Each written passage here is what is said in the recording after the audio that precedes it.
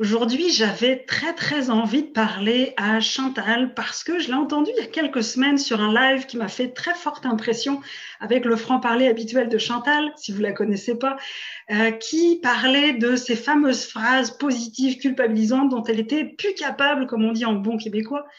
Et là, j'ai dit, il faut absolument qu'on se parle, il faut absolument qu'on démystifie ça. Et, euh, et du coup, nous voilà. Donc, bonjour Chantal. Allô, ma belle Blandine, merci de l'invitation. Voilà, alors le disclaimer a été fait. J'ai un franc-parler. C'est fait.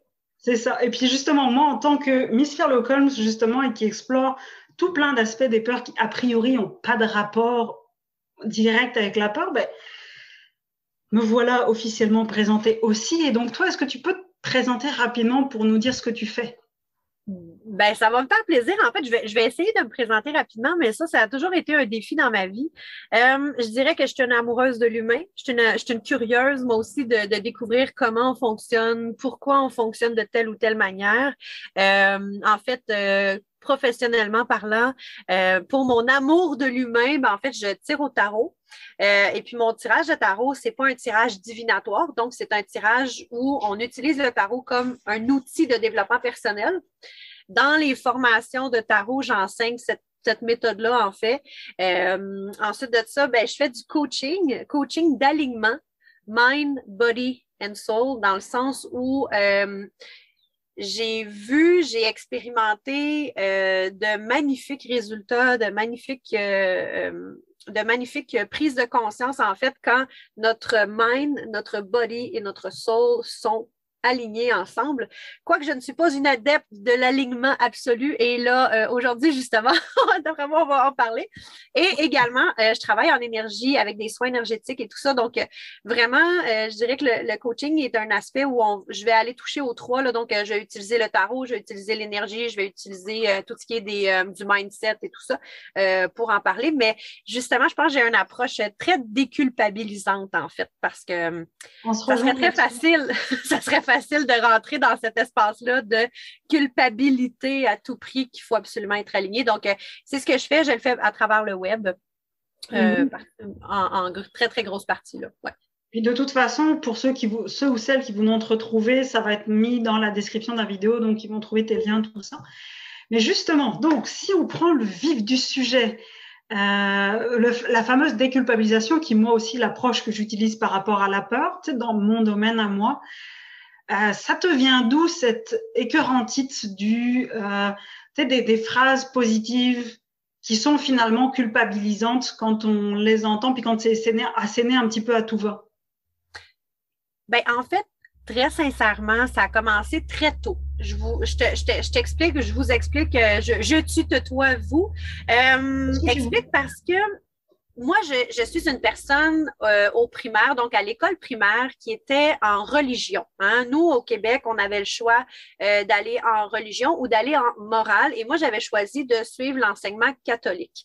Et je trouvais parfois que la religion pouvait être très moralisatrice dans sa manière d'être transmise et dans sa manière d'être. Et pourtant, quand, mettons, on nous enseignait la Bible, là j'ai l'air vraiment catho et tout ça, mais pas du tout. En fait, c'est que j'ai toujours aimé les valeurs qui étaient prônées à l'intérieur de la religion et j'ai toujours eu un écœur en titre et une répulsion profonde quand on voulait se servir de ces valeurs-là à travers des phrases toutes faites pour me faire agir de telle ou telle manière. Et ma foi, ça fonctionnait, ça fonctionnait.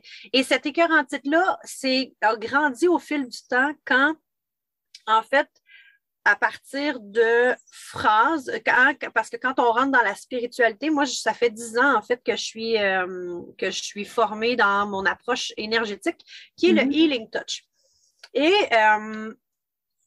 dans cette approche-là, j'ai rencontré aussi des gens qui avaient utilisé des phrases toutes faites ou des croyances qui m'ont été transmises sans m'expliquer le pourquoi. Et j'avoue, je suis une enfant du pourquoi.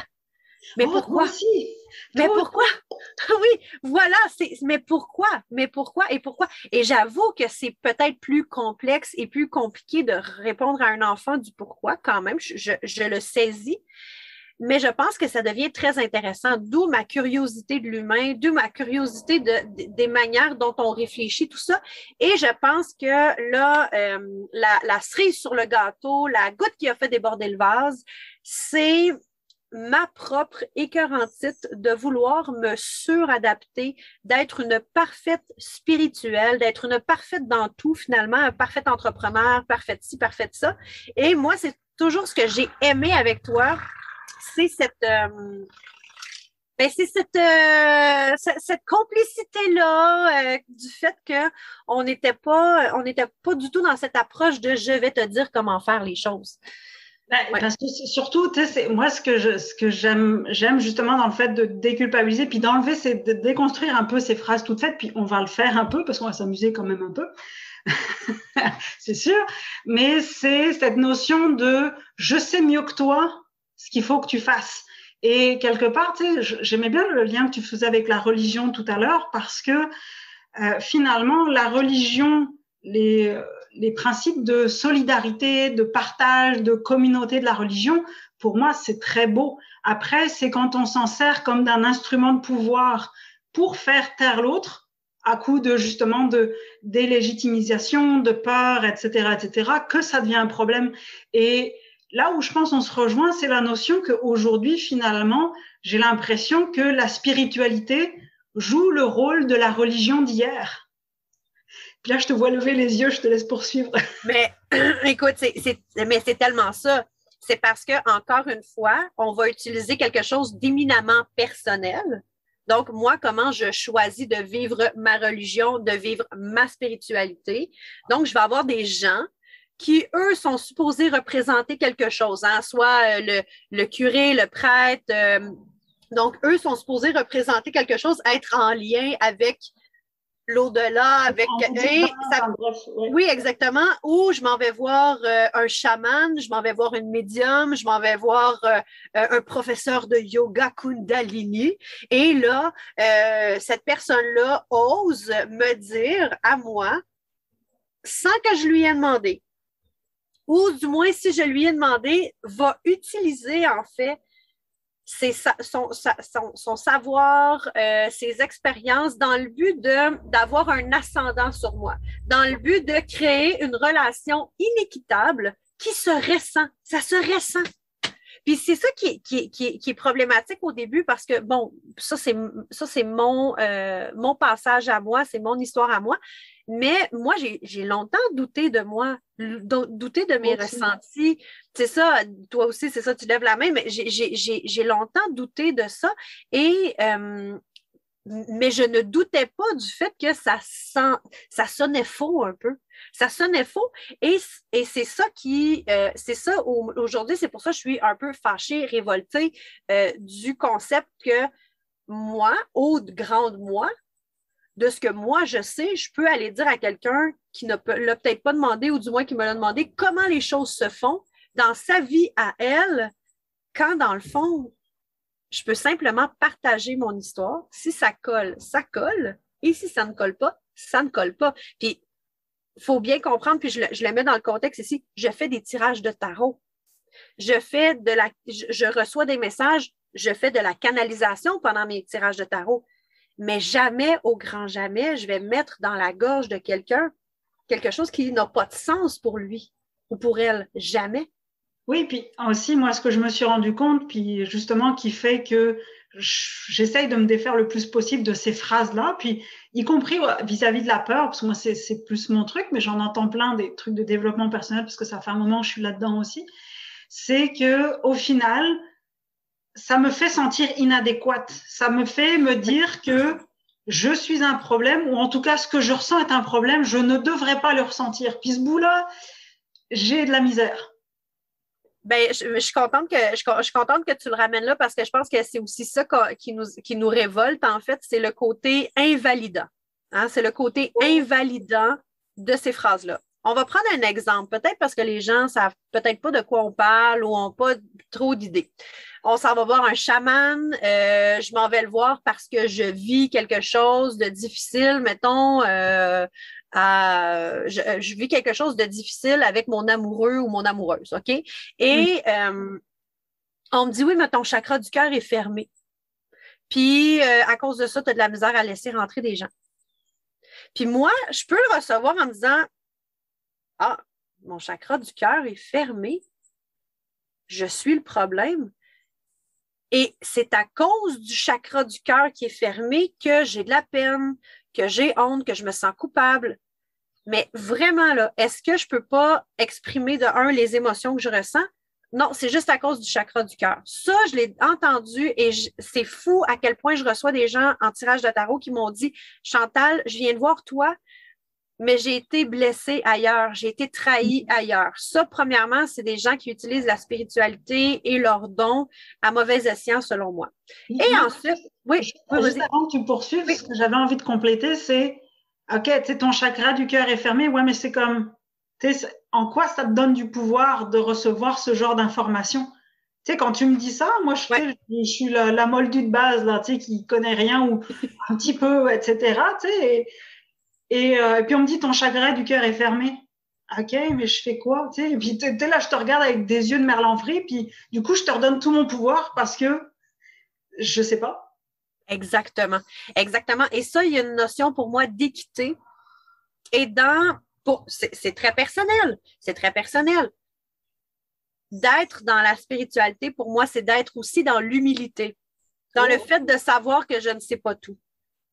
Dans le fait de dire qu'il y a des gens, oui, qui sont peut-être moins conscients que moi, puis moi, je suis peut-être plus conscient que d'autres mondes, mais ça ne fait pas en sorte que je suis une meilleure ou une moins bonne personne. Mm-hmm. Ça ne vient pas me mettre avant ou après quelqu'un d'autre. C'est simplement pour moi un chemin personnel sur lequel moi j'avance et sur lequel moi j'ai mes propres repères d'où j'arrive et vers où je m'en vais. Et ces repères-là sont personnels à moi et font du sens pour moi. Et quand je m'en vais voir un thérapeute énergétique, une médium, une voyante, et que je sens qu'on veut prendre mon pouvoir, et je donne un exemple, puis moi, c'est comme ça j'enseigne le tarot, et c'est comme ça je le pratique, de dire, est-ce que je vais rencontrer quelqu'un dans la prochaine année? Puis là, je fais, vraiment, tu veux laisser cette question-là dans les mains d'un paquet de cartes. Vraiment. Non, mais on va se dire les vraies choses. Moi, ce que je vais faire, c'est que je vais faire, non, mais attends. Ce que j'entends, c'est que tu veux rencontrer quelqu'un dans la prochaine année. Vrai? Oui, vrai. Parfait. Donc, on peut interroger le tarot en se disant, quelles seraient les conditions gagnantes pour que je puisse rencontrer quelqu'un dans la prochaine année? Ça donne pas mal plus de pouvoir, ça, quand même. Mais quand même, oui. Et ça devient intéressant parce qu'on part une réflexion, parce que ça donne un point de mire, parce que moi, je peux dire, c'est vrai, le tirage de tarot m'avait révélé telle information, je trouve ça intéressant, puis je le garde en moi. Au lieu de dire, écoute, dans la prochaine année, je ne vois pas du tout d'amoureux potentiel. Ah, bon, parfait. Et là, je m'en vais revoir une autre médium qui, elle, me dit, ah non, mais vraiment, moi, j'en vois 3. Et là, à quel sein je me voue, où je décide de mettre mon attention, tandis que, fait qu'on se comprend. Ça, pour moi, c'est une chose. Mm-hmm. Et là, on va l'agrandir un peu plus, parce que là, je parle de spiritualité et tout ça, et je vais l'agrandir au développement personnel. Merci, c'était la question que j'allais te poser. Voilà. Le développement personnel englobe présentement un aspect de spiritualité. Hein? C'est important d'être spirituel et c'est important d'être conscient et je mets tout ça entre guillemets parce que sincèrement, j'en ai ras-le-bol qu'il faut absolument être spirituel ou il faut absolument être conscient ou il faut absolument faire du développement personnel. Il y a comme, et dans le développement, oui, vas-y. Non, mais juste déjà, tu sais, il faut absolument, déjà, moi, ça me met de l'urticaire. Mais bref, vas-y, continue. Voilà. Alors là, imaginons que moi, bon, j'ai un passé, j'ai des expériences, hein, comme tout le monde, là, et qui est plus ou moins difficile et qui a des conséquences plus ou moins positives ou négatives sur ma vie d'aujourd'hui, dans le sens où j'ai des croyances limitantes, je me connais pas très bien ou quoi que ce soit. Et j'avance tant bien que mal dans la vie et ce que j'entends autour de moi, c'est qu'il me manque quelque chose. Hein? Il me manque quelque chose. Je suis dans la peur du manque. Je n'ai pas rencontré ma flamme jumelle ou mon âme sœur ou peu importe. Je n'ai pas. Donc, il me manque quelque chose et c'est à cause de ça que ma vie ne va pas dans la direction que je souhaite ou que ça ne va pas assez vite ou peu importe. Et là, on entend des phrases comme oui, mais c'est normal que ça ne va pas dans la direction que tu veux. Tu vibres négativement. Ah, mais c'est parce que tu fais pas de méditation, toi, hein? Ah, ben c'est pour ça que ça va pas bien, parce que dans la méditation, moi, ça a changé ma vie, la méditation. Et là, tu en as un autre qui fait, ah non, mais ça, c'est l'alimentation intuitive. L'alimentation intuitive, c'est ça qui te manque, hein? La vibration des aliments. Ah, mais c'est parce que tu utilises le ou le mais. Ah, mais c'est parce que tu.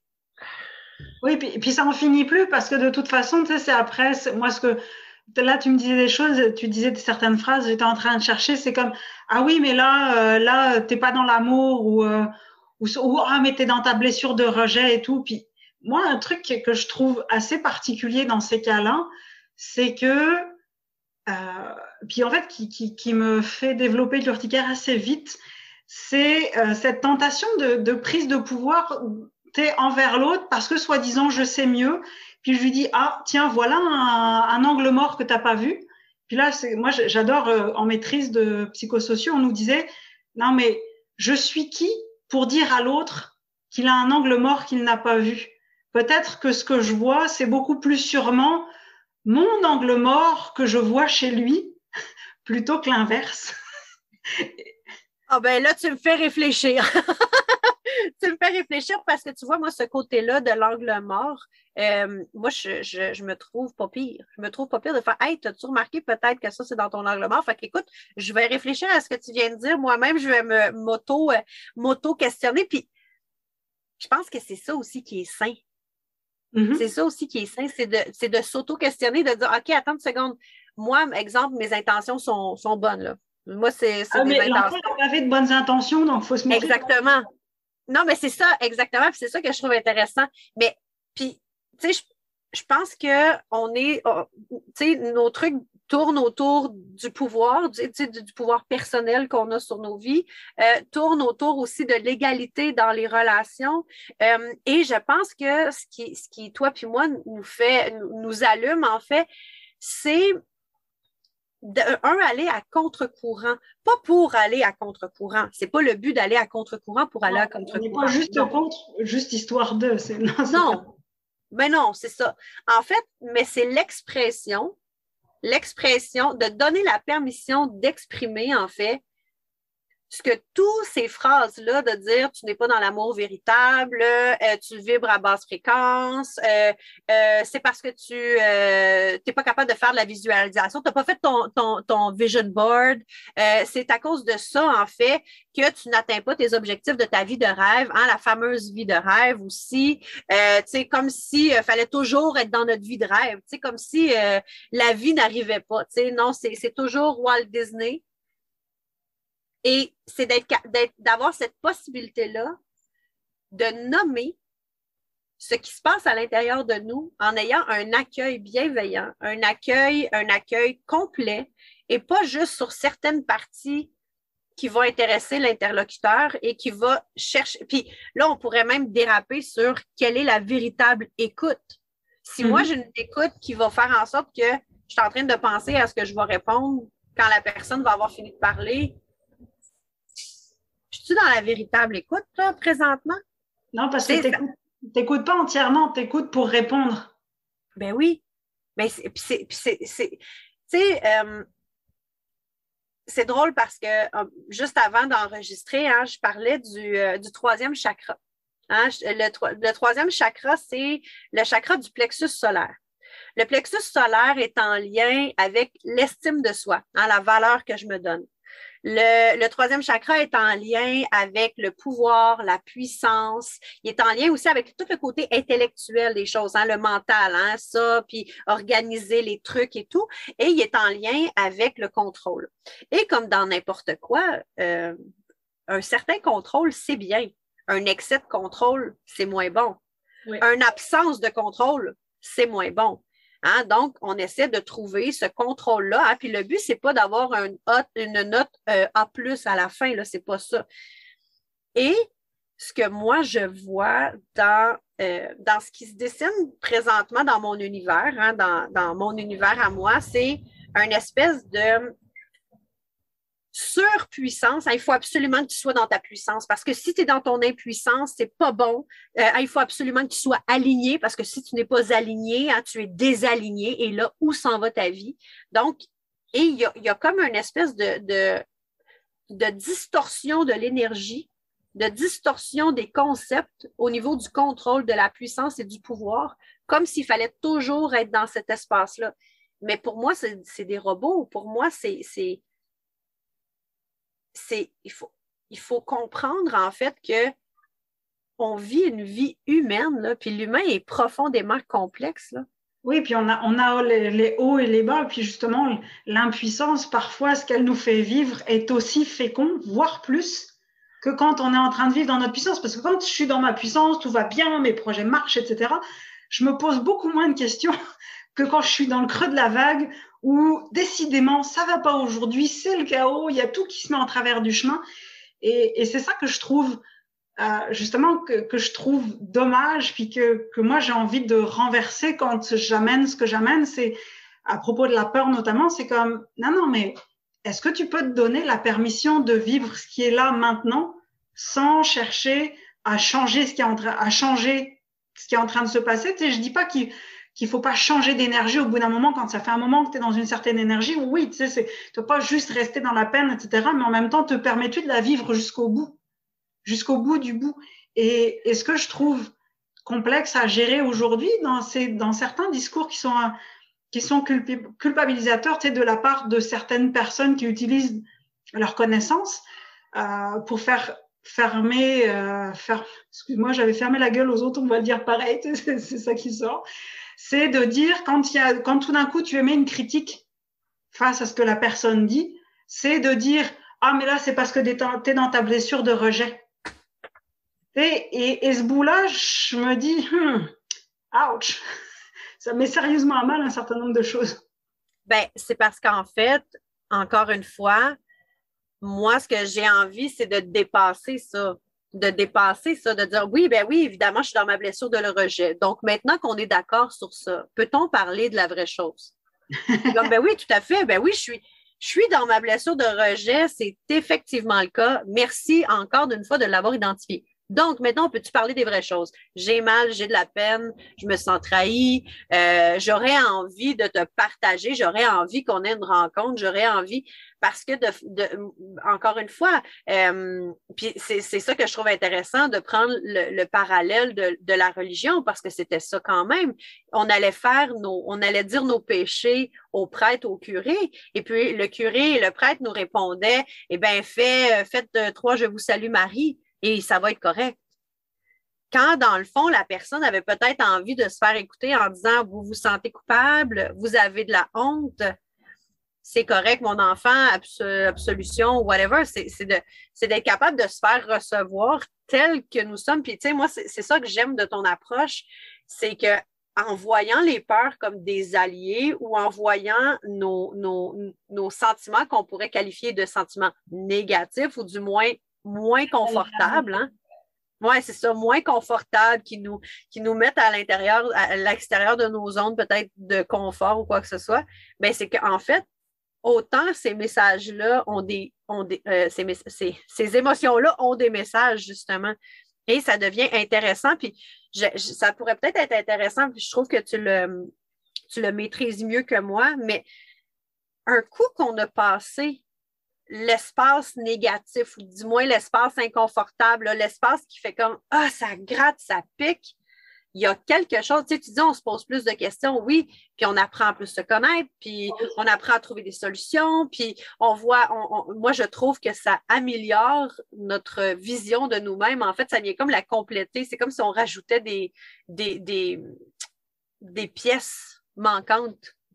Oui, parce qu'en fait, pour moi, tu sais, c'est justement quand je me permets une écoute vraiment profonde, c'est observer jusqu'au bout qu'est-ce qui est là, puis même si c'est vraiment pas agréable, c'est douloureux, etc. Mais je veux dire, tant que je le regarde pas, ça peut pas se libérer, ça peut pas s'en aller. Si je réprime en disant je devrais pas sentir ça parce qu'il faut que je reste dans une vibration positive, ok, ou une vibration haute et tout, c'est comme ok, c'est un beau concept là, mais la vie ça se vit pas comme ça. La vie c'est des hauts et des bas, c'est des cycles. Je veux dire, le soleil il monte dans le ciel puis il redescend, donc il est pas juste toujours au zénith toute la journée. Donc, moi, je me suis rendu compte que vraiment, quand on fait ça, quand on se permet de sortir j'allais dire du sexy, de tout ce qui est vendable à la société, comme le gratitude, hein, gratitude. Et je ferai pas de commentaires. Et tout ce qui est, justement, tout ce qu'on peut dire à quel point, quelque part, quand je mets ça en avant, c'est comme si je mettais en avant des points qui disent à quel point je suis une bonne personne, je fais ce qu'il faut, donc il faudrait que je sois récompensée. Mais quand on sort de cette attitude-là, moi, je trouve qu'on peut apprendre à recontacter, à aimer qui on est, au-delà de tous ces masques de perfection, d'alignement, de puissance qu'on voudrait donner, parce qu'en fait, c'est pas la réalité. Mais aussi, ça permet de se reconnecter profondément à qui on est, parce que justement, toutes les parts qui nous font descendre en vibration, oui, ça nous fait descendre en vibration, mais ça ne veut pas dire que c'est mauvais. Pourquoi est-ce que les hautes vibrations devraient être mieux que les basses vibrations, alors qu'en fait, on a besoin de vivre les deux. C'est juste que c'est pas nécessaire de rester dans les basses vibrations parce qu'en général, c'est pas là que se trouvent les solutions. Ben non, puis tu sais, je veux dire, sinon le yin, le yang n'existerait pas. Dans le yin et le yang, il y a un peu de noir et de blanc, il y a un peu de noir dans le blanc, il y a un peu de blanc dans le noir. C'est cette espèce de conception-là que ben il faut un féminin puis un masculin, puis il faut de tout, en fait. Puis ce que je trouve intéressant, c'est que si moi, je veux prendre le pouvoir de quelqu'un en dirigeant son attention ou en dirigeant ses croyances, peu importe, puis je l'amène dans où ce que moi, je crois que c'est important, eh bien, cette personne-là n'est pas en train de prendre du pouvoir sur elle-même puis du pouvoir sur qui elle est, puis elle n'est surtout pas en train de se connaître beaucoup mieux. Le fait d'avoir des intervenants, selon moi, qui nous ramènent vers qui nous sommes, et qui nous dit, ben, observe-toi, observe qu'est-ce qui est là, observe qu'est-ce qui veut être dit, qu'est-ce qui veut être nommé. Ben, même si c'est pas beau. Oui, c'est ça, exactement. Si je suis dans cet espace-là où je suis accueillie complètement, oui, où je suis accueillie sans condition, là, inconditionnellement, sans condition. Si je suis accueillie au complet, eh bien, je vais avoir cet espace-là où je vais pouvoir me nommer. Puis c'est ça qui est drôle, c'est que moins on est dans la répression de certains espaces de nous-mêmes, plus ces espaces-là, quand elles sont nommées et merci, basta, on passe à autre chose, là.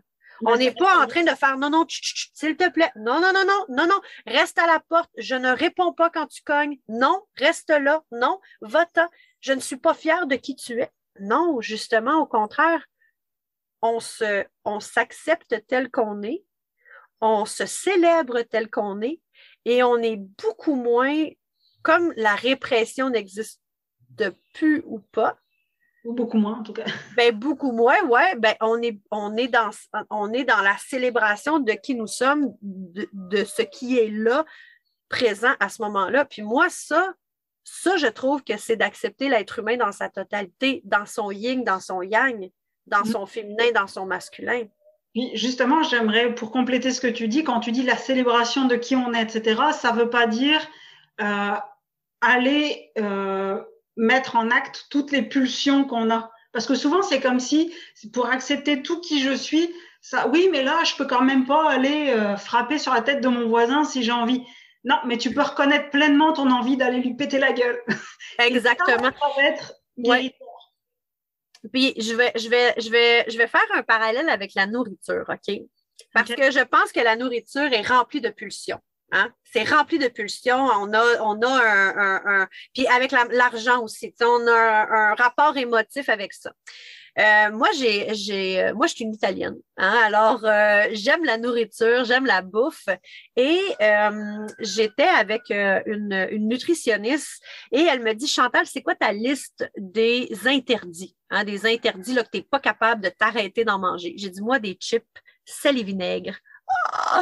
Oh my God, j'en veux, j'en veux, j'en veux, j'en veux. Puis elle dit, qu'est-ce que tu fais? Je dis, ben, j'en achète pas. Elle dit, OK. Elle dit, on va faire un exercice sur un mois. Elle dit, je veux que tu aies toujours un sac de chips, sel et vinaigre dans ton garde-manger, prêt à être mangé. J'ai dit, t'es folle, t'es folle. Non, non, non, non. J'ai dit, je pense que tu comprends pas. J'ai dit, c'est impossible, je vais toutes les manger. Elle dit, je te garantis, Chantal, qu'au bout d'un mois, il va t'en rester dans ton sac. J'ai dit, écoute, ça s'est jamais passé. C'est jamais arrivé. Je dois toujours passer au travers du sac. C'est la même chose avec les pulsions négatives ou les émotions qu'on va dire négatives. Si je n'ai qu'un petit espace gros comme ça pour nommer mes émotions, ça va tout sortir au grand complet. Je vais me sentir que enfin j'ai l'espace. Puis là, d'une manière compulsive, je dis tout ce que j'ai à dire. Et d'une manière compulsive, je rentre dans le sac et je mange tout, tout, tout. Mais si je sens que j'ai l'espace pour les nommer, si je sens que je ne suis pas obligée de réprimer une partie de moi et que j'ai toujours des chips, il va toujours en avoir des chips. Bien, quand je vais arriver, je vais pouvoir en prendre 2, 3, je remets le sac là. Je vous jure, c'est ça que ça a fait pour moi, là. J'ai remis le sac là et c'est vrai qu'à la fin, j'avais plus besoin d'y aller aussi intensément parce que je savais que je pouvais le faire. J'ai l'impression que quand on nomme à quelqu'un, tu ne dois pas faire ça, tu ne dois pas dire ça, c'est pas gentil, c'est pas haute fréquence. Tu ne dois pas penser ça parce que finalement, faire ça, on ne le fait pas tant de temps que ça. Il y a la pression sociale et tout ça, mais en tout cas, tu ne dois pas penser ça. Tu es là, la jalousie, c'est pas bien, machin, etc. On comprime l'espace disponible pour les émotions, puis du coup, ça les amplifie parce que là, du coup, ça fait cocotte minute, là. Oui, puis moi, ce qui m'a frappé, en fait, c'est qu'avec les clientes que j'ai en coaching, on va regarder la roue des émotions. Dans la roue des émotions, hein, celle que j'avais trouvée, elle avait 6 sections. 6 sections, 2 sections qu'on dit émotions positives et 4 sections où on les dit énergie négative. Et j'étais comme, wow! Wow, c'est impressionnant à quel point on répresse une très grosse partie, en fait. Une très, très grosse partie de nous. Et si je suis en train de répresser ça, évidemment, ça va sortir comme un volcan. Je vais être inapte à nommer les choses. Je vais comment on dit là, je vais moi-même invalider mes propres sentiments. Non, non, c'est pas grave. Non, non, c'est correct. Non, non, ça va, c'est correct. Il n'y a pas de problème. Il n'y en a pas de problème. Mais non, mais évidemment, il y en a un problème. Et parlons-en. Mais si je ne fais que taire, évidemment, quand ça va sortir comme un vomi, ça va sortir comme un volcan. Et là, je vais me faire dire ou je vais moi-même me dire, parce que je vais avoir internalisé toutes ces espèces de phrases toutes faites, que je ne dois pas faire ça, que je ne suis pas apte à le faire, que vraiment j'ai un problème d'attitude, que peu importe, que je suis dans ma blessure, qu'il faut donc que je guérisse cette blessure-là, parce que si je ne la guéris pas, jamais j'atteindrai la vie que je veux avoir. Jamais. Et justement, je pense qu'on va terminer avec ça parce que le temps file, mais c'est vraiment ça, moi, ce que j'avais envie d'encourager celles et ceux qui nous regardent, c'est d'aller valider ce qu'on ressent. Ça ne veut pas dire aller le faire, mais juste de reconnaître pleinement et entièrement pour ensuite pouvoir se dire, OK, mais qu'est-ce que j'ai envie de faire de beau avec ça? Comment est-ce que je peux le transformer en autre chose? Mais d'abord, juste de l'accueillir pour l'accueillir. Le transformer, c'est après. C'est quand tu as d'abord reconnu pleinement ce qui est là, et le transformer, c'est seulement après. C'est tellement important ce que tu dis là, puis c'est vraiment pour cette raison-là que j'accepte de venir partager ce moment-là avec toi puis ceux qui nous regardent et qui nous écoutent, parce que le fait de le reconnaître et de le nommer, pour moi, ça a tellement été libérateur là. Ça a tellement été libérateur et de faire comme finalement il y a encore des belles choses qui m'arrivent. Je vibre pas pour... OK, ben finalement, je suis pas juste une blessure de rejet ambulante sur 2 pattes. Je suis quelqu'un de lumineuse, d'inspirante. Ben finalement, la vie ne tourne pas qu'autour de cette espèce de truc que je veux cacher. Puis là, ce qui arrive, c'est que plus on veut le cacher à soi et aux autres, plus on va mettre des masques, plus on va jouer un jeu et plus, en fait, finalement, ça ne prend que de l'ampleur et de l'énergie. C'est impressionnant, toute l'énergie qui est drainée à ne pas écouter ces espaces-là qui existent en nous. C'est impressionnant. Voilà, donc j'aurais qu'un dernier mot pour conclure ça, c'est vive l'amplitude d'être. Extraordinaire, extraordinaire. Vive l'amplitude d'être, j'adore. Vive qui nous sommes, accepter toutes les facettes de nous. Toutes les facettes de nous. Ça ne veut pas dire de ne pas vouloir changer, s'améliorer, s'optimiser, c'est pas ça. Ça veut juste dire les reconnaître. Ouais, vive l'amplitude d'être, j'adore.